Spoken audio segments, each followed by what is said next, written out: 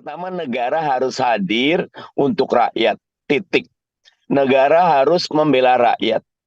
Kalau ada cerita nih Mbak Uria, kan nggak ada sertifikat. Ya mereka harus disertifikatkan. Negara yang aktif, kalau tidak ada anggarannya, kami di Komisi 2 siap berjuang untuk mewujudkan anggaran itu.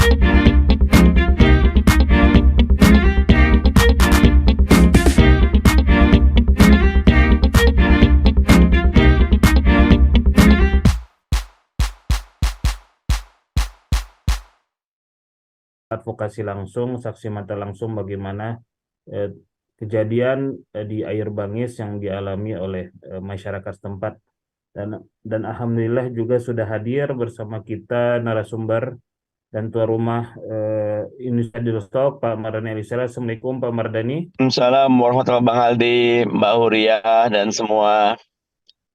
Dan juga nanti insya Allah juga bergabung tandemnya Pak Mardhani, Bung Rocky Gerung ya, dalam setiap ILT ini. Bismillahirrahmanirrahim. Assalamualaikum warahmatullahi wabarakatuh. Waalaikumsalam warahmatullahi wabarakatuh. Alhamdulillah, Allahumma sholli ala Sayyidina Muhammad. Amma ba'd. Selamat malam dan salam sejahtera untuk kita semua. Bahas tema yang bikin sedih nih Mbak Uria, ya. Karena seperti tidak belajar kita. Kandang waktu pabrik semen Kandang Kendeng, kemudian Wadas, Pulau Rempang, Air Bangis, dan nanti akan banyak lagi karena ada beberapa yang masuk status PSN. Tapi cerita sedih ini terjadi, ya. Dan saya ingin ngangkat pembangunan itu bukan tentang pertumbuhan ekonomi, bukan tentang berapa billion US dollar investasi masuk, ya, bukan tentang berapa pendapatan per kapita, tetapi konstitusi menegaskan kita justru melindungi segenap bangsa dan seluruh tanah tumpah Indonesia itu kewajiban nomor 1 gitu loh, ya. Every single of our citizen itu punya hak gitu loh, sehingga nggak boleh gitu loh political will, kepemihakan itu tidak jelas gitu loh. Karena itulah keadilan wajib ditegakkan. Jadi poin 1, negeri ini bukan untuk para investor saja, bukan untuk pertumbuhan ekonomi saja, tetapi yang utama kesemuanya dalam fungsi tadi melindungi segenap bangsa dan seluruh tanah tumpah darah Indonesia, memajukan kesejahteraan umum, mencerdaskan kehidupan bangsa itu. Nah karena itu NKRI kuat kalau 3 hal ini ada gitu loh. Apalagi kalau kita ngelihat lebih detailnya nanti teman-teman bisa membedahnya. Jadi yang pertama, negara harus hadir untuk rakyat. Titik. Negara harus membela rakyat. Kalau ada cerita nih Mbak Uria, kan nggak ada sertifikat. Ya mereka harus disertifikatkan. Negara yang aktif, kalau tidak ada anggarannya, kami di Komisi 2 siap berjuang untuk mewujudkan anggaran itu. Jangan hal yang asasi dikalahkan oleh hal yang sifatnya administratif. Ya, administratif mah datang belakangan. Dia justru digunakan untuk meningkatkan efektivitas dan efisiensi pembangunan buat rakyat. Bukan malah sebaliknya, menjadi alat untuk menggusur rakyat. Apalagi menyengsarakan rakyat. Nah ini catatan besar. Siapapun calon presidennya mesti betul-betul mengambil berat kasus ini. Tentu ada kepentingan nasional yang perlu kita perjuangkan, tetapi PSN, Proyek Strategis Nasional ini banyak yang timbul, apalagi kalau kita ngelihat yang Rempang, Mbak Uria, ya. Persetujuannya baru Agustus seingat saya 2023 dan langsung mau aksi, kasihan sekali masyarakat. Karena masyarakat itu bukan sekedar pindah, ada sejarah yang dicabut, ada akar yang dicabut, ada budaya yang hilang, ada kenangan yang hilang. Manusia itu bukan sekedar homo economicus, ya, tapi dia adalah jiwa dan raga gitu. Nah, jadi poin satu itu Bang Aldi. Saya menggarisbawahi siapapun nanti, mau pemerintah pusat, pemerintah daerah, eksekutif, legislatif, semuanya betul-betul fungsi untuk rakyat, rakyat, dan rakyat. Dan kita sedih dan betul-betul malu dan betul-betul perlu untuk mendengar. Karena itu saya bersyukur nih, nanti mudah-mudahan banyak dari teman-teman di pelosok yang membantu untuk kita dengar suaranya. Poin dua, tentu kita tidak menolak investasi. Tapi sekarang ini investasi itu bahkan kalau kita melihat Eropa pun ada eco-labeling ya, ada anti deforestasi, ada tidak merusak climate change dan lain-lain. Artinya persyaratan-persyaratan investasinya itu betul-betul harus compliant dengan standar-standar green development, dengan standar-standar yang eco-friendly dan juga society friendly gitu loh, society friendly gitu loh, sehingga betul-betul. Nah, di sini transparansi, akuntabilitas sangat dibutuhkan. Tidak ada proses yang terburu-buru yang menghasilkan kebaikan. Kalau kata baginda Nabi, terburu-buru itu datangnya dari setan. Dan karena itu pasti membawa keburukan. Dan karena itu musyawarah, mendengar, kemudian mencari solusi terbaik, mestinya dilakukan. Kalau kasus kemarin itu harus dibongkar, harus diusut. Siapa dalangnya, siapa pelakunya, dan jangan biarkan hukum tajam kemana, tumpul kemana. Itu tidak boleh. Itu poin dua, transparansi, akuntabilitas.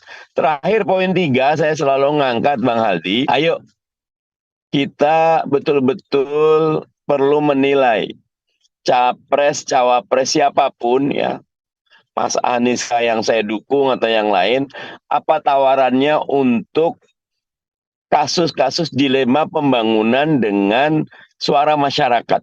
Harus tegas dan jelas ya. Seperti apakah calon presiden, calon wakil presiden kita ke depan menyelesaikan masalah ini. Tidak bisa masalah ini dibiarkan karena satu nyawa itu mahal. Ada masa depan yang dihilangkan, ada hak yang dihilangkan, dan juga ada kesempatan yang dihilangkan. Karena itu ini harus dijadikan kontrak politik yang jelas. Tanyakan kepada semua capres-cawapres apa perspektif dan kebijakannya terkait dengan PSN ini. Dan seperti apa desainnya. Ini sangat perlu sehingga betul-betul nanti kita ikat kita ke depan punya perspektif sesuai dengan konstitusi yang melindungi segenap bangsa dan seluruh tanah tumpah darah Indonesia, memajukan kesejahteraan umum dan mencerdaskan kin lain untuk dilanjutkan. Matur nuwun semuanya. Lanjut, Dik. Baik, terima kasih Pak Mardhani atas pengantarnya. Bung Rocky Gerung, dipersilakan. Ya, oke. Ya, oke, saya cari akal dulu. Oke, ini ada momentum sebetulnya, yaitu timbulnya kesadaran publik terhadap hal yang paling tanah itu. Dan kita tahu bahwa logika-logika sosiologi itu seringkali datang tanpa kita sadari bahwa ada akumulasi persoalan di dalam negeri, ada ketegangan di kawasan di Indo-Pasifik, lalu ada soal rempang di situ tuh. Jadi kita bisa anggap bahwa ini satu kehormatan bagi masyarakat sipil untuk membela atau mengucapkan kembali janji bahwa tanah dan manusia itu nggak boleh dipisahkan oleh modal, oleh kapital. Kan kita belajar itu di dalam seluruh teori ilmu sosial di situ. Saya kasih contoh kecil ya, bahwa beberapa gunung gede itu di kawasan puncak sana di Cianjur. Lalu datang masyarakat Gunung Gede berkeluh kesah bahwa beberapa waktu sebelum saya tiba di situ, kawasan Gunung Gede itu ditaruh baliho gede-gede bahwa ini adalah proyek strategis presiden. Bukan lagi proyek strategis nasional, proyek strategis presiden tuh. Lalu kepanikan terjadi. Mereka yang udah puluhan tahun nanam singkong di situ, jagung, wortel, dan tanaman-tanaman sayuran itu. Akhirnya mulai resah, ada apa? Karena makin lama makin diinsinuasi untuk jangan lagi bertanam karena ini akan jadi proyek strategis presiden. Jadi Anda bayangkan istilah proyek strategis presiden itu menjadi momok bagi rakyat di daerah, di lokasi-lokasi petani itu. Sang petani datang lalu tanya ke saya, Pak Rocky, kalau saya memfoto seseorang yang lagi memasang patok itu, berbahaya apa tidak? Saya bilang nggak berbahaya. Dia bilang bahaya Pak buat saya tuh. Bagaimana kalau orang itu melaporkan saya bahwa saya melanggar privasi dia tuh. Kenapa melanggar privasi Pak? Karena ada undang-undang ITE. Artinya namanya akan tercemar kalau dipublikasi bahwa dia sedang masang tonggak di situ. Lalu saya bilang dipotret aja dari belakang kan. Yang penting ada kelihatannya. Itu juga bahaya Pak. Mereka akan tahu siapa yang memotret itu. Karena jadi si petani ini tahu bahwa handphone dia bisa diambil alih untuk membuktikan bahwa dia sengaja memamerkan seseorang di situ dan nama baiknya tercemar gitu kan. Jadi Anda bayangkan undang-undang ITE jadi momok bahkan pada petani yang ketakutan lahan dia itu akan diambil dalam riset teman-teman LBH atau Walhi Jawa Barat. Itu ada proyek geotermal di situ.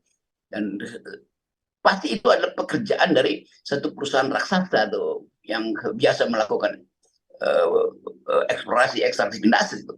Jadi saya mau terangkan bahwa yang disebut sebagai proyek strategis nasional sebetulnya itu kerjaan 4 orang aja, kerjaan 4 orang oligarki yang mensponsori ratusan bupati, mensponsori puluhan anggota DPR untuk menghasilkan undang-undang omnibus law, undang-undang mineral segala macam.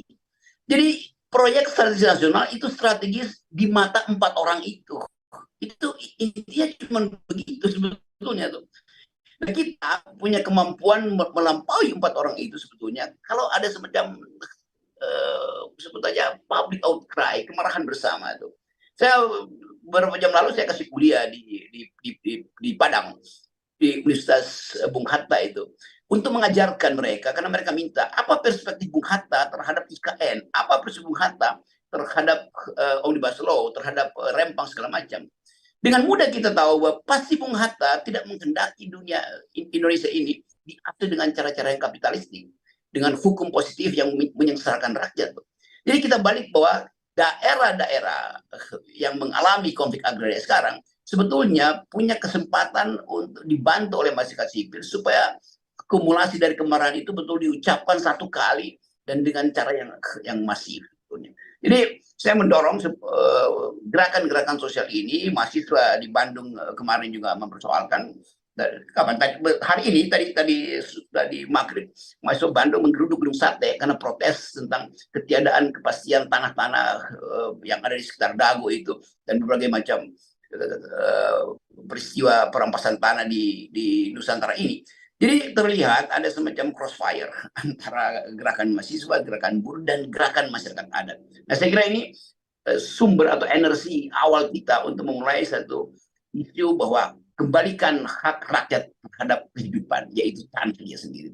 Saya kira itu tema yang bagus, dan terima kasih karena ILTM angkat tema ini, dan jadi semacam spirit of the day, the work of the day, by the effort of each and the union of all. Jadi senang saya ada Huria, ada teman-teman dari Walhi dan ILBHI yang akhirnya menemukan bahwa kalau tidak ada gerakan sosial maka umpan yang diberikan oleh sejarah akan dimakan oleh oligarki. Karena itu umpan itu mesti kita makan dan kita bantu mereka untuk mewujudkan kembali dan mempertahankan, reclaim dan regain the power of the powerless.